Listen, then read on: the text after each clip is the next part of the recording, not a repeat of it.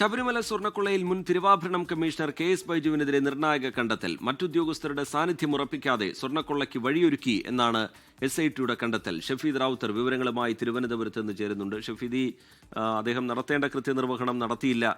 അത് ഈ ഗൂഢാലോചനയുടെ ഭാഗമായിക്കൊണ്ടാണോ ഈ അത്തരത്തിലുള്ള സമീപനം അദ്ദേഹം സ്വീകരിച്ചത് എന്നത് സംബന്ധിച്ചൊക്കെ പ്രധാനപ്പെട്ട ചോദ്യങ്ങൾ ഈ ഘട്ടത്തിൽ നിൽക്കുകയാണ്. എന്തായാലും ഇന്നലെ അറസ്റ്റ് രേഖപ്പെടുത്തിയിട്ടുണ്ട്. SIT ഇപ്പോഴെത്തുന്ന നിഗമനങ്ങൾ ഏത് തരത്തിലാണ്? ഒപ്പം വൻ സ്രാവുകളിലേക്ക് അന്വേഷണം നീങ്ങുകയും ചെയ്യുന്നു. ഷഫീദ് റാവുത്തർ.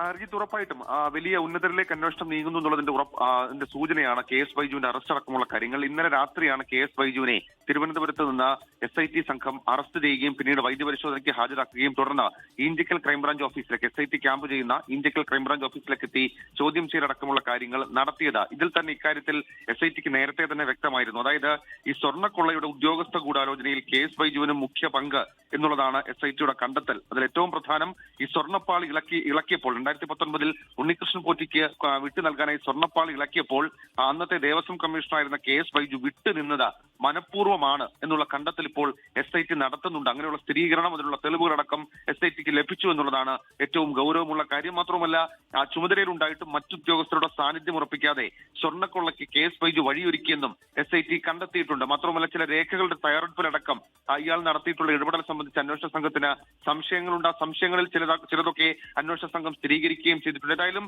ഈ സ്വർണ്ണക്കൊള്ളയിൽ അറസ്റ്റിലാകുന്ന മൂന്നാമത്തെ ഉദ്യോഗസ്ഥനാണ് ഈ KS ബൈജു എന്നുള്ളത്. മുരാരി ബാബുവിനും സുധീഷ് കുമാറിനും ശേഷം ഇപ്പോൾ അറസ്റ്റിലാകുന്ന മൂന്നാമത്തെ ഉദ്യോഗസ്ഥനാണ് KS ബൈജു. അങ്ങനെ മൊത്തം സ്വർണ്ണക്കൊള്ളയിൽ 4 അറസ്റ്റ് ഉണ്ടായിരിക്കുന്നു. എൻ വാസു ഉൾപ്പെടെയുള്ളവരുടെ കസ്റ്റഡി ഒരു പക്ഷേ ഇന്നുണ്ടായേക്കുമെന്ന തരത്തിലേക്കുള്ള സൂചനകൾ പുറത്തു വരുന്നുണ്ട്. A പത്മകുമാറിനെ ചോദ്യം ചെയ്യാൻ വിളിപ്പിച്ചടക്കമുള്ള നടപടികളിലേക്കും SIT ഇന്ന് കടന്നേക്കും. എന്തായാലും നിലവിൽ ഇപ്പോൾ അന്വേഷണ സംഘത്തിന്റെ അറസ്റ്റ് ചെയ്ത് കസ്റ്റഡിയിലുള്ള KS ബൈജുവിനെ ഇന്ന് തന്നെ കോടതിയിൽ ഹാജരാക്കാനാണ് അന്വേഷണ സംഘത്തിന്റെ നീക്കം. ശ്രീജിത്ത്, ലോകത്തെവിടെയായാലും ഏത് സമയത്തും 24 വാർത്തകളും ഓഗ്മെന്റഡ് റിയാലിറ്റി പാക്കേജുകളും എക്സ്പ്ലെയിനറുകളും വിശദമായി കാണാൻ ഞങ്ങളുടെ YouTube ചാനൽ നിങ്ങൾക്ക് സബ്സ്ക്രൈബ് ചെയ്യാം.